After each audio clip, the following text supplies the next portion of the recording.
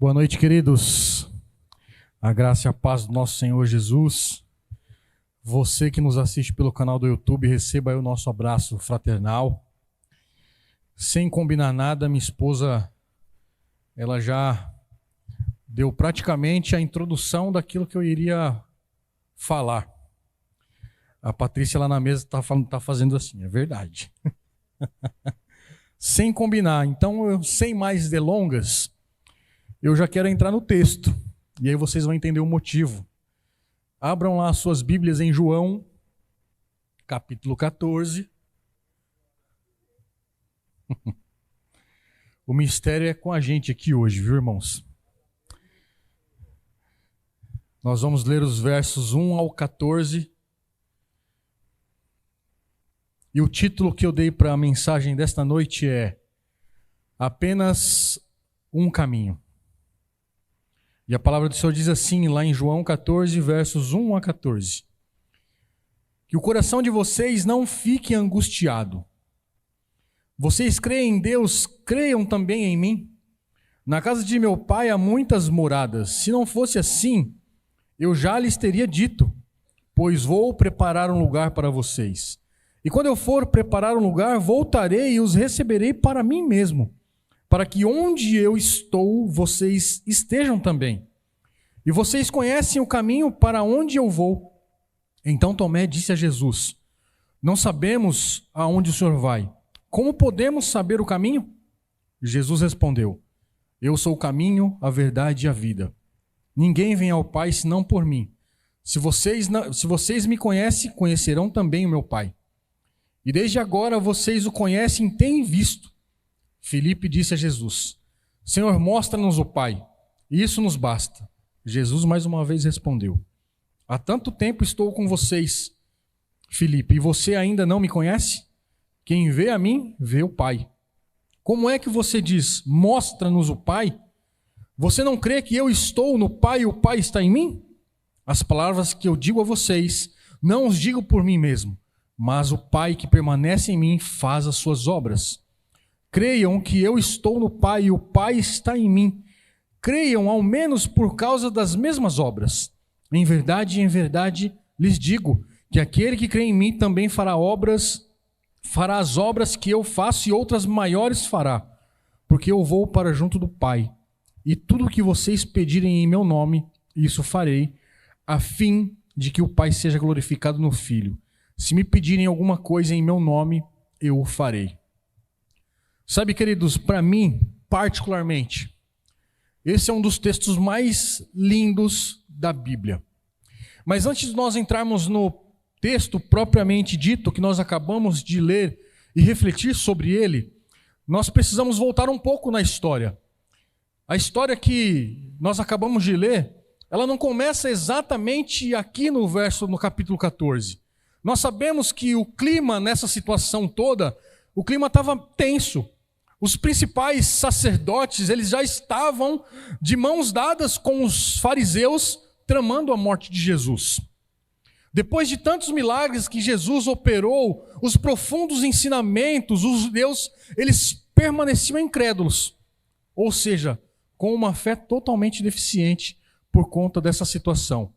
Por que eu estou dizendo que a história não começa exatamente no capítulo 14? Se vocês analisarem lá no capítulo 12, a partir do verso 37 a 42, vocês vão entender o que eu estou dizendo.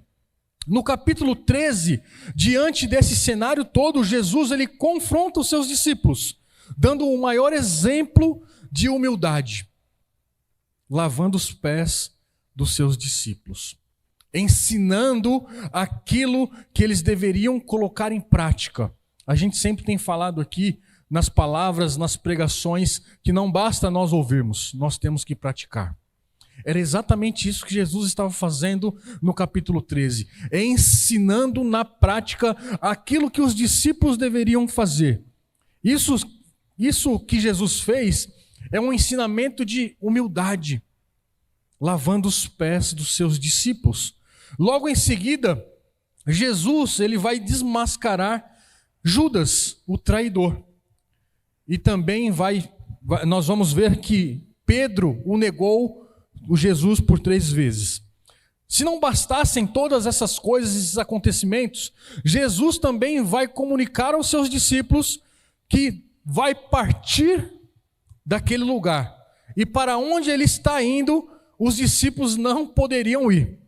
Imagine um nó na cabeça desses discípulos. Mas o que Jesus estava querendo ensinar era exatamente a cruz. Jesus estava indo para a cruz e eles não poderiam ir para aquele lugar que Jesus estava indo. Mas aí Jesus estava dizendo: eu vou para a cruz, eu vou para o Pai, mas eu volto para estar com vocês. E isso deu um nó na cabeça dos discípulos. Mas o que exatamente Jesus estava dizendo, o lugar que ele estava indo, era exatamente para a cruz, para nos salvar dos nossos pecados, para nos lavar com o sangue dele precioso. E naquela mesma noite, quando Jesus estava lá no Getsêmani orando, lá ele suou sangue, lá ele também, através da sua oração, lá Pedro negaria ele por 3 vezes, como eu já havia falado. Jesus estava se despedindo dos seus discípulos. Aquele dia fatídico, Jesus suou sangue. Lá no verso 1, que nós acabamos de ler, do capítulo 14, Jesus, mais uma vez, ele encoraja os seus discípulos. Tem algumas versões que vai dizer assim: não turbe o vosso coração. Na minha Bíblia está dizendo, deixa eu voltar aqui no 14, que o coração de vocês não fique angustiado. Tem um louvor que fala exatamente sobre isso. Não turbe o vosso coração, creia em Deus e também em mim. Na casa de meu pai há muitas moradas. Eu não sou do louvor, mas eu sei que tem este louvor. Foi exatamente tirado dessa passagem bíblica. Um coração turbado é um coração desnorteado, é um coração preocupado, é um coração ansioso, é um coração opresso, é um coração opaco. E Jesus está encorajando esses discípulos a não estarem com esse coração ansioso. Infelizmente, isso tem acontecido, tem se tornado cada dia mais comum e infelizmente no meio da igreja. Queridos, coração opresso, coração preocupado, coração opaco, desnorteado é normal lá no mundo, lá fora. Mas não pode se tornar realidade dentro da igreja, irmãos. Porque nós cremos num Deus do impossível. Nós cremos num Deus que tudo pode. Embora as coisas estão desmoronando ao nosso redor, mas a nossa confiança tem que estar em Deus. Lá é normal, aqui não pode se tornar normal. Esse é um problema que tem atingido todas as pessoas, todas as classes sociais, todos os credos religiosos, todas as faixas etárias, e inclusive as crianças. Normalmente esses corações têm ficado desnorteado, preocupado, opaco ou até mesmo opresso pelas pressões que vêm de fora e até mesmo pelos medos e temores que vêm do nosso próprio coração. A ansiedade muitas vezes nós temos, aliás, o significado da ansiedade é algo que não aconteceu e que talvez nem aconteça e nós já estamos preocupados com aquela situação que nem aconteceu. Pode ser que aconteça. Se acontecer, irmãos, confie no Senhor. Mas se não acontecer, por que você ficou ansioso? Não tem necessidade. Isso é claro que eu não consigo tirar do seu coração. Mas através do Espírito Santo, através da sua palavra, nós conseguimos descansar no Senhor. Nós, sem o Senhor, nós não somos nada. Nós não somos nada. Nós dependemos totalmente dele. Afinal, se um homem como o apóstolo Pedro negaria Jesus, que esperança haveria com o resto dos discípulos nessa situação? Foi então que Jesus deu uma mensagem para acalmar o coração perturbado daqueles discípulos. O que pode confrontar, ou confortar, melhor dizendo, um coração preocupado ou desnorteado? Como podemos encontrar consolo na hora da nossa aflição? Essa é uma pergunta que eu quero deixar para vocês pensarem. Por mais que nós sejamos inteligentes, por mais que sejamos fortes, Por mais que sejamos habilidosos, não é na força do nosso poder, que nós nem temos. Somente o Senhor pode acalmar o meu e o seu coração. Somente o Senhor pode tirar a ansiedade, o medo, a insegurança do meu e do seu coração. Talvez nesta noite você esteja nessa situação, mas eu quero te dizer, há uma saída para mim e para você. Melhor dizendo, há um caminho para mim e para você. Mas muitas vezes nós temos trilhado caminho que não é o caminho do Senhor. Como nós lemos, eu sou o caminho, a verdade e a vida. Ninguém vai ao Pai se não for por Jesus Cristo. É esse caminho que nós temos que trilhar. É esse caminho e desenvolver esta habilidade de intimidade com o Senhor Jesus. Essa habilidade nós só vamos desenvolver disciplinando a nossa mente, o nosso coração. Quando João está dizendo aqui, não turbe o vosso coração, credes em Deus e também em mim. Esse verbo crer no grego quer dizer pisteu. Nome feio, né? Mas tem um significado muito profundo. Esse verbo crer está no modo imperativo. E o que é um modo imperativo? Está demonstrando que é uma ordem. Jesus está dando uma ordem aos seus discípulos. Está dizendo assim, discípulos, confiem em mim. Confiar em Deus é crer no Filho de Deus. É confessar, é descansar nele e no seu poder. Na sua sabedoria, na sua providência, no seu amor e principalmente na salvação. A salvação só vem através do Senhor Jesus. Não há outro meio pelo qual nós podemos ser salvos, irmãos. Há um caminho. Muitas pessoas têm procurado tantos outros caminhos, mas não vão encontrar a salvação. O caminho é Jesus. Eu pensei numa coisa, mas eu não vou dizer. Não vai acrescentar em nada. Se o Paulinho e a Camila estivessem aqui, ele ia falar, é quinta série.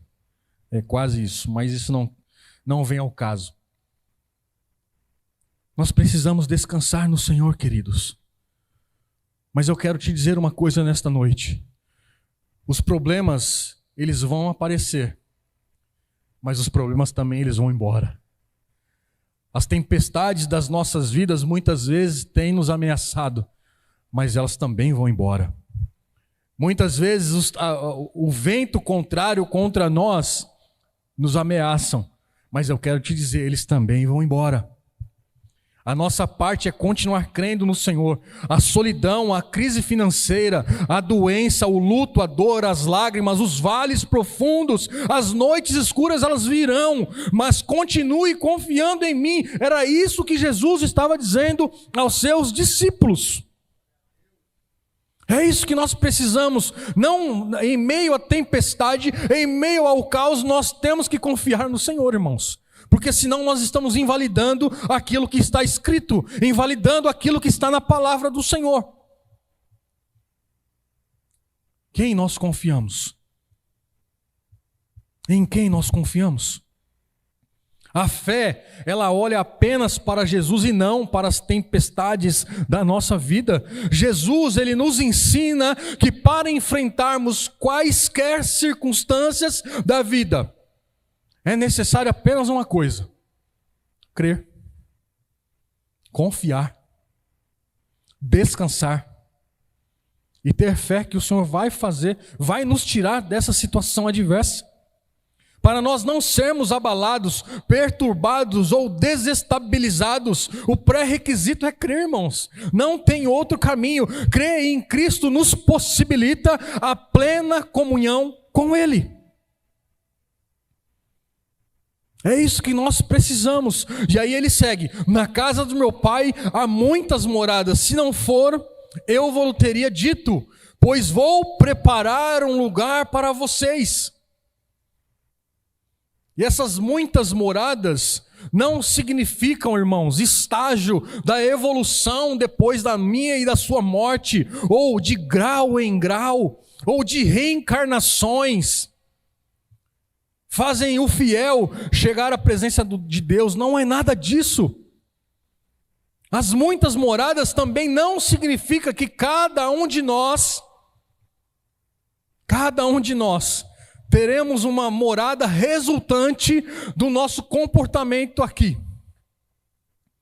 Eu faço boas obras, então a minha morada lá no céu vai ser aquela maior. A morada da minha esposa vai ser a menorzinha, porque ela não tem feito boas obras. Não é isso que o Senhor está querendo dizer, irmão, sobre as moradas. A palavra morada no original grego é moné, que significa lugar de habitação, um lugar para ficar. Jesus Cristo, Ele está preparando lugares para todos aqueles que crêem nele, de todo o coração, irmãos. Não existe morada grande, morada pequena. A morada é igual para todos que crê no Senhor Jesus. A nossa jornada cristã, há sofrimento, haverá cruz, mas no fim dessa caminhada haverá glória, haverá o céu, a minha e a sua morada, que já está preparada. Já está preparada. A nossa leve e momentânea tribulação produz em nós o eterno peso de glória. O sofrimento do tempo presente não pode ser comparado com as glórias a serem reveladas em nós. Há uma promessa para mim e para você. O céu, irmãos, é um lugar real, não é uma ilusão religiosa. E nem um fruto da mentalidade doentia e fantasiosa de muita gente, mas sim um lugar que Deus habita e onde Jesus está assentado à sua direita. O céu, irmãos, é descrito como um reino, como está lá em 2 Pedro capítulo 11. É uma herança, onde também está escrito em 1 Pedro 1,4. É uma pátria, uma cidade, como está escrito em Hebreus 11,16. E também é um lar, aonde nós iremos habitar. Sabe, queridos, Jesus, ele sempre afirmou que era necessário negar-se a si mesmo, tomar a minha e a sua cruz e segui-lo. Não tem outro caminho a não ser negar a nós mesmos. Para nós sermos cristãos verdadeiros, é necessário uma vida de negação do nosso próprio eu. Se for necessário perder a nossa vida para ganhar a vida eterna, como muitos desses homens e mulheres de fé que estão descritos aqui na Bíblia fizeram. O pré-requisito para nós morarmos nessas moradas celestes é uma vida de renúncia. É uma vida de renúncia, irmãos. Ser cristão não é fácil quando nós queremos seguir o nosso próprio caminho. Mas quando nós caminhamos com Jesus, irmãos, o Senhor, ele vai abrindo os caminhos. O Senhor vai nos direcionando. O Senhor vai nos dando a sensibilidade para nós trilharmos. O céu é um lugar preparado para um povo preparado, irmãos. Você está preparado para morar com o Senhor eternamente? Esse lugar que o Senhor preparou para mim e para você é dado como um presente para mim e para você. É pura graça, irmãos, nós não merecíamos nada disso, mas Ele, Jesus, preparou esse lugar na cruz do Calvário, na sua morte, na sua ressurreição, na sua ascensão e na sua intercessão. Na cruz, Jesus abriu um novo e vivo caminho que Ele nos consagrou pelo véu que foi rasgado do alto a baixo. É pelo novo e vivo caminho, irmãos. Ele já trilhou esse caminho para mim e para você. E quando eu for vos preparar um lugar, voltarei e vos receberei para mim mesmo, para que aonde eu estou estejais vós também. Lá no verso 3, Jesus mais uma vez conforta os seus discípulos, dizendo que a separação ela era momentânea, mas que Jesus voltaria para buscá-los. Essas palavras de Jesus, elas nos mostram uma vida vitoriosa do ministério de Jesus, irmãos. Jesus, ele venceu a morte. Lá nas moradas celestiais, não haverá mais doença, não haverá mais dor, não haverá mais choro, irmãos. Nós iremos ficar eternamente com o Senhor, adorando, louvando, glorificando o Senhor. Isso é maravilhoso e nós não merecíamos isso. Não merecíamos. Quando Jesus disse que voltaria outra vez, ele estava fazendo o quê? Ele estava apontando para o resultado de toda a sua obra redentora. Ele estava apontando para a consequência daquilo que ele havia sido feito, se entregado. Jesus declarou a vitória para mim e para você. Vós sabeis o caminho para onde eu vou.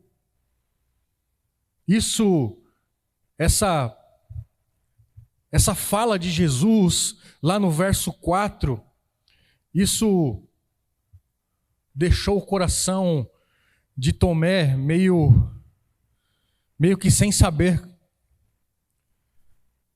Tomé, Senhor, não sabemos para onde o Senhor vai, como podemos saber o caminho? Essa pergunta que Tomé fez para Jesus, deu mais uma vez uma oportunidade para Jesus esclarecer aquilo que os discípulos ainda não conseguiam entender.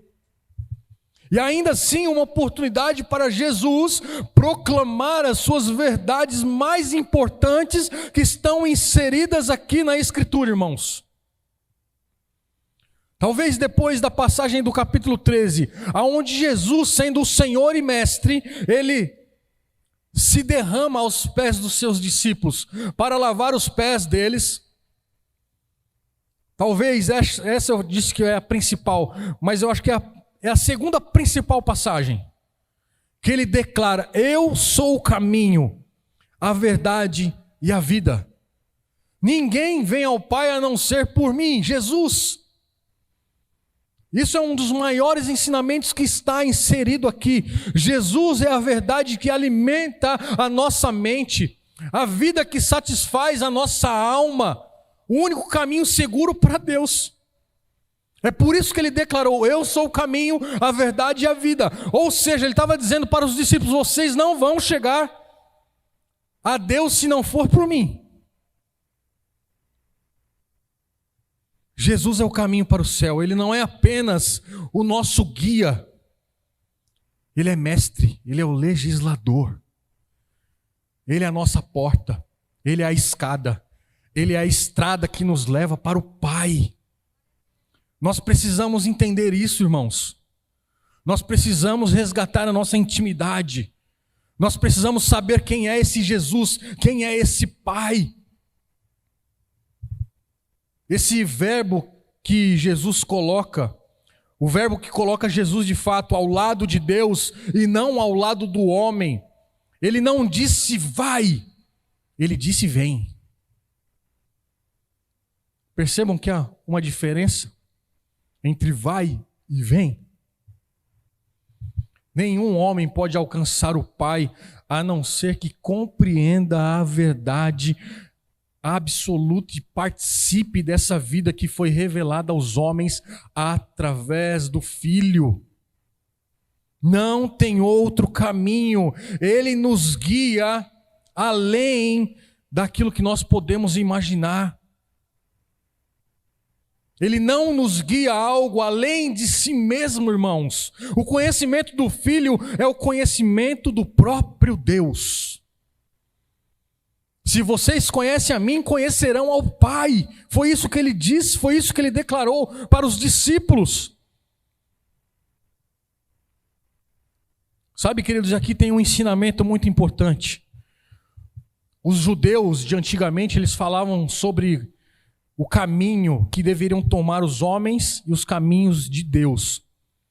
E Deus disse a Moisés, lá em Deuteronômio, capítulo 5, verso 32 a 33, cuidareis em fazerdes como vos mandou o Senhor vosso Deus. Não vos desviareis nem para a direita e nem para a esquerda. Andareis em todo o caminho que vos manda o Senhor vosso Deus.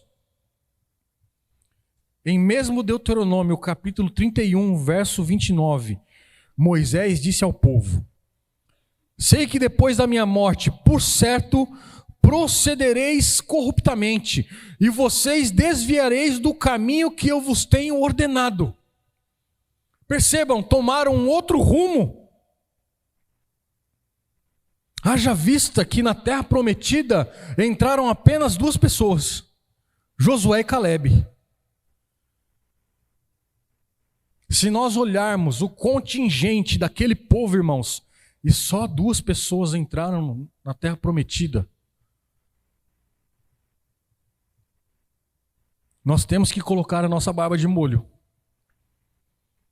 Isaías 30, 21 diz: os teus ouvidos ouvirão atrás de ti uma palavra dizendo: este é o caminho, andai por ele.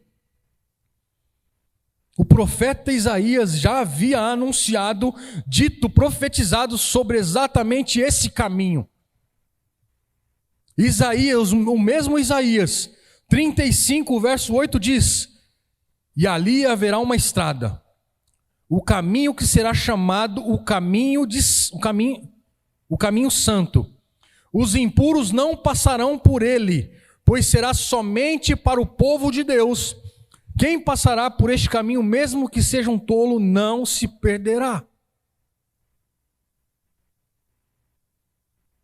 E o salmista orou: ensina-me, Senhor, o teu caminho. Os judeus, eles sabiam muito sobre o caminho de Deus, que o homem devia seguir. E Jesus disse: eu sou o caminho. Eu sou a verdade. O salmista ainda continua dizendo lá no 86, verso 11: ensina-me, Senhor, o teu caminho e andarei na tua verdade. O Salmos 26, 3: pois a tua benignidade tenho perante os olhos e tenho andado na tua verdade. Salmo 119, 30: escolhi o caminho da verdade. Percebam, queridos, esses versículos que nós acabamos de ler só falam de uma coisa: o caminho e a verdade. E Jesus afirmou que ele é o caminho e ele é a verdade. Ele tem convicção daquilo que ele está declarando para os discípulos, que ele está declarando para mim e para a sua vida nesta noite. Jesus disse: eu sou a vida. Provérbios 6, 23: porque o mandamento é lâmpada e instrução, luz é as repreensões da disciplina, são o caminho da vida. Provérbios 10, 7: o caminho para a vida é de quem guarda o ensino. Salmos 16, 11: tu me farás ver os caminhos da vida. Sabe, queridos, nós não precisamos esperar até chegar ao céu para nós conhecermos o Pai. Não precisamos esperar. Nós podemos conhecê-lo aqui, agora, no presente, e receber da parte dele os recursos espirituais necessários para mim e a sua vida. Os recursos necessários para que nós possamos prosseguir em meio às dificuldades, em meio às nossas lutas. Quando eu falei no início, nós precisamos prosseguir confiando no Pai em meio às dificuldades. O que significa conhecer o Pai? João, ele dá alguns exemplos, ou melhor, alguns níveis de conhecimentos, diferentes de quem é o Pai. Conhecer o Pai. O nível mais simples e talvez o mais inferior é simplesmente conhecer o fato. É ter conhecimento de um fato. O segundo nível é compreender a verdade por trás deste fato. Mas podemos conhecer o fato e a verdade por trás desse fato, mas mesmo assim continuar perdidos em nossos pecados. E aqui está o nível mais interessante, que cabe a mim e cabe a você. Conhecer o Pai é termos relacionamento com Ele. Eu só conheço a minha esposa tendo relacionamento com ela. E não é apenas o relacionamento de marido e mulher, é saber de fato, conhecer aquilo que ela pensa, aquilo que ela gosta, aquilo que ela não gosta. Quais são os presentes ou quais são as linguagens de amor que a minha esposa gosta? É conhecer. É exatamente isso que nós precisamos, conhecer o nosso Pai. É crer em uma pessoa. E Jesus, ele vai descrever esse relacionamento mais profundo aonde? Lá em João 14, nos versos 19 ao 23. Aonde a minha esposa leu o 21.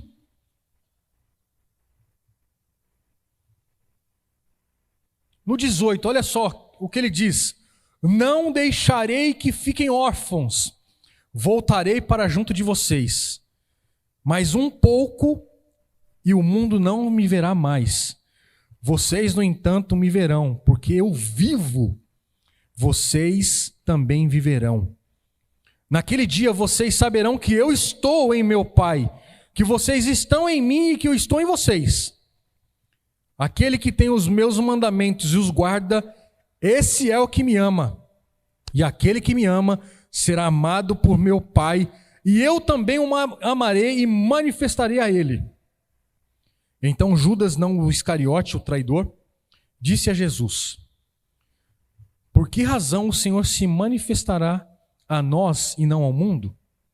E Jesus responde: se alguém me ama, guardará a minha palavra e o meu Pai o amará.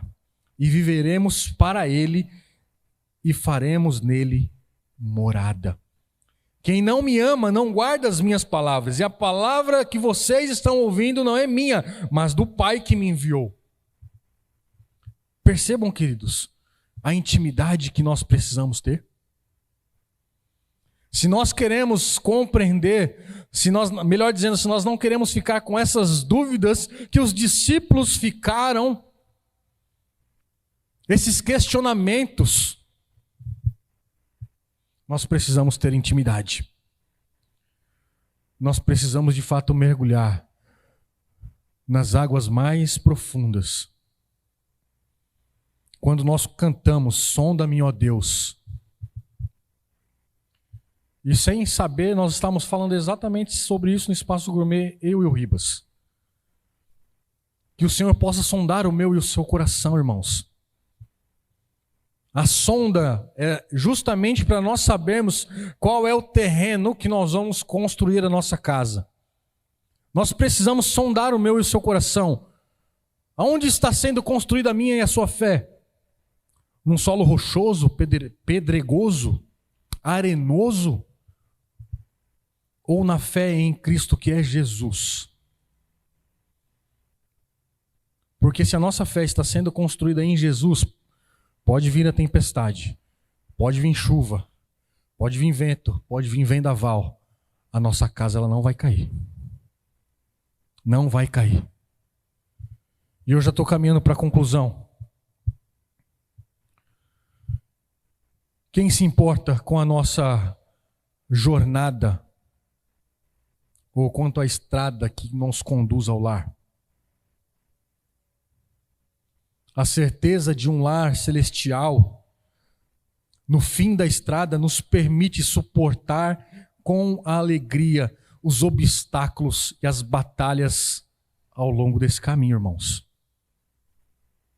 A certeza de um lar celestial no fim da estrada, nos faz suportar os vendavais da vida.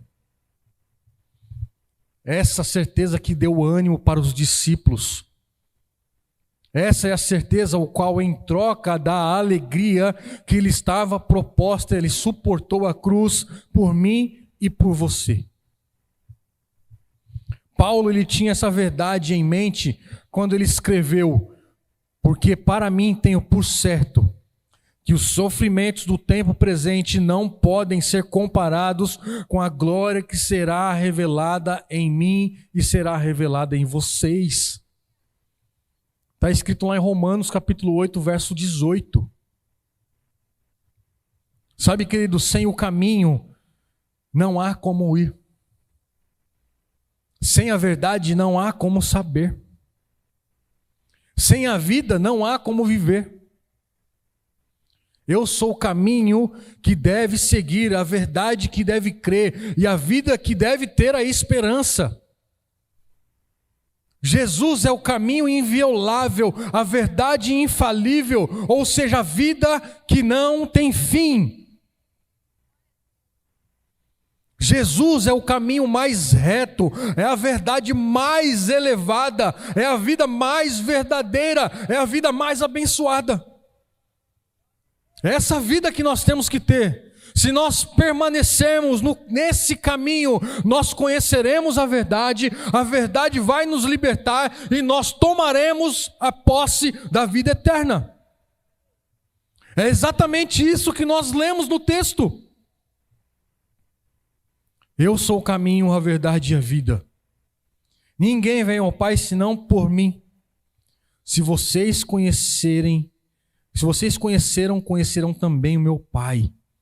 E desde agora vocês o conhecem e têm visto. É exatamente isso que nós precisamos, queridos. Nós precisamos sair de tantos caminhos que nós temos trilhado. Talvez nós estejamos como o nosso Waze mental. O Waze calcula uma rota para mim e para você. No primeiro obstáculo nós queremos desviar. Minha esposa deu risada. Porque a verdade é isso mesmo que eu faço. O Waze está mandando eu para a direita, tem um carro parado, eu vou para a esquerda. Mas a nossa vida ela não deve ser assim. Existe só um caminho, irmãos. Só um caminho. Nós precisamos recalcular essa nossa rota e voltar para o caminho da verdade, o caminho da vida eterna, o caminho das moradas que o Senhor já preparou para mim e para você. E eu queria que nesta noite você refletisse. Podem ficar sentados, pode levantar, pode ficar à vontade, irmãos. Só queria que a Paty abaixasse as luzes, por favor. Tem um momento de oração, tem um momento de entrega com o Senhor, daquilo que nós falamos nesta noite. Nós precisamos, queridos, voltar ao caminho, o caminho da vida eterna, o caminho que nos leva para junto do Senhor, para junto do nosso Pai, e esse caminho só é um Jesus. Esse caminho é tão simples que muitas vezes nós desconfiamos desse caminho.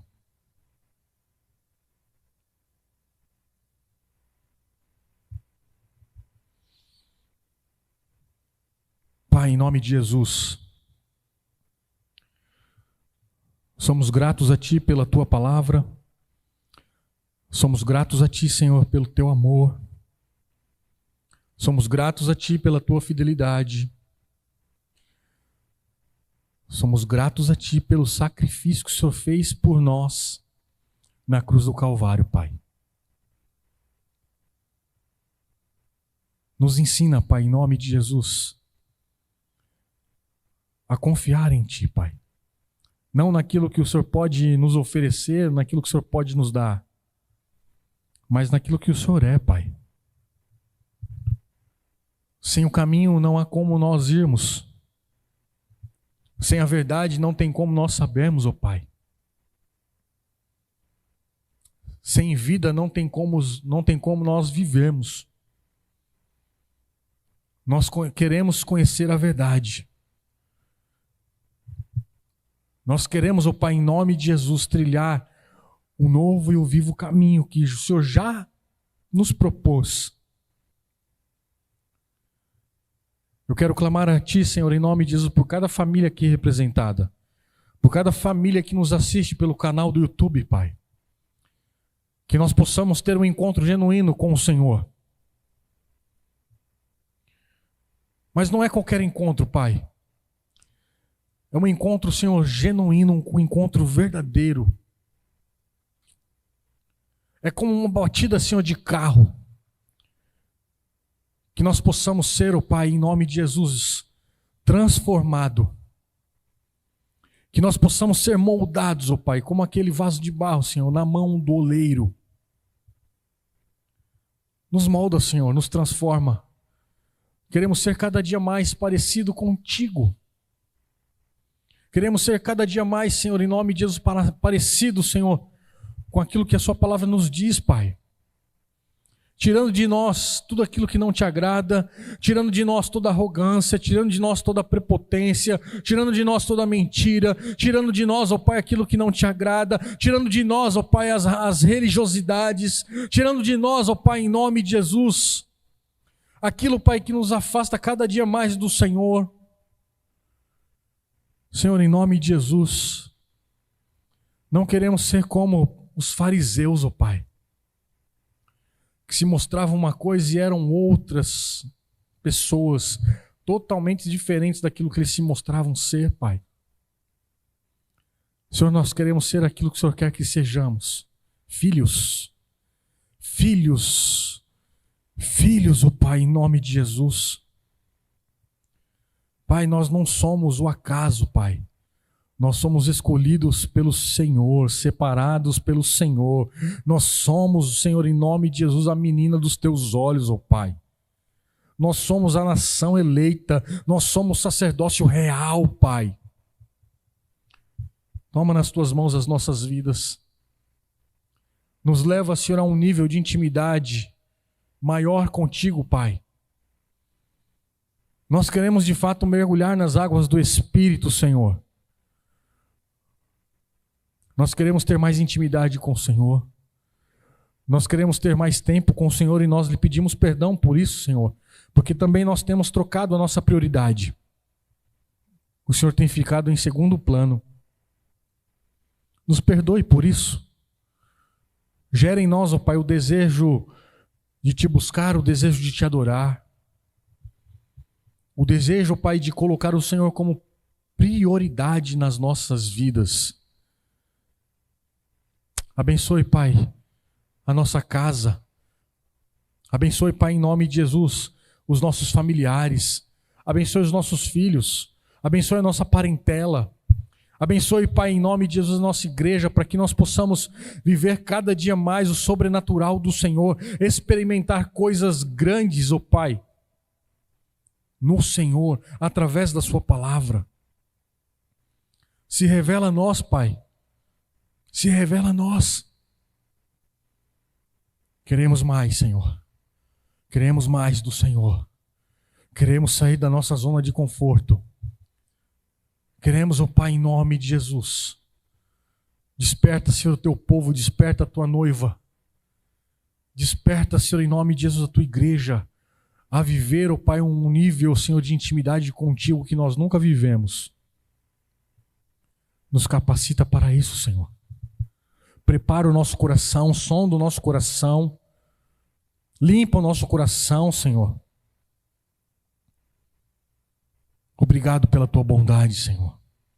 Obrigado pelo Teu amor, que nos constrange a cada dia, Senhor. Obrigado, Senhor. Toma nas Tuas mãos, mais uma vez, cada família aqui representada. Nos leva, Senhor, em paz, nos leva em segurança para os nossos lares.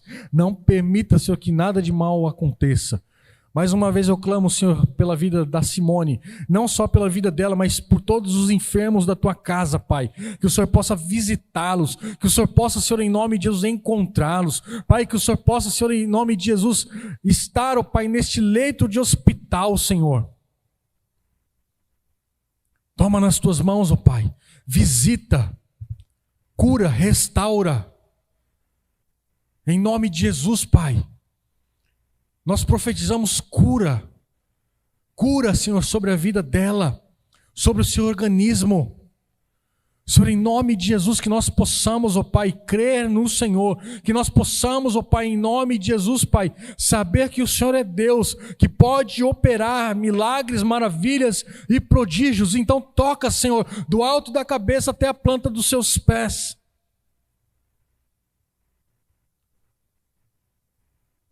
Nos liberta-se de nós mesmos, Senhor.